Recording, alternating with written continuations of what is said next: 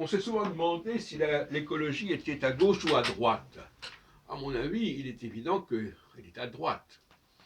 Parce que la gauche est un danger évident pour l'écologie, en ce qu'elle favorise la technique. N'est-ce pas la technique, c'est ce qui garantit l'égalité des gens.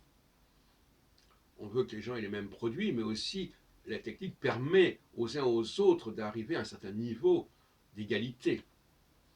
Donc une politique de gauche ne peut pas être écologique, à mon avis, c'est absurde. De même que l'écologie a besoin, alors, entre parenthèses, l'écologie c'est aussi,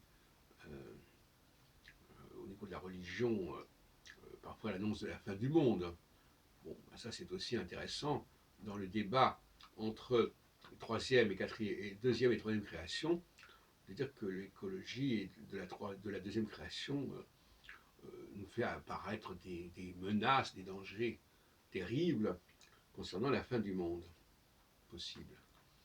Alors, donc, voilà le débat entre gauche et droite. L'écologie, c'est le retour à la réalité des choses, qui ne doit pas être occultée par la technique, même par les habits. On retrouve d'ailleurs ici la question du deuxième ou troisième chapitre de la Genèse, quand l'homme et la femme se retrouvent nus et vont devoir s'habiller de feuilles de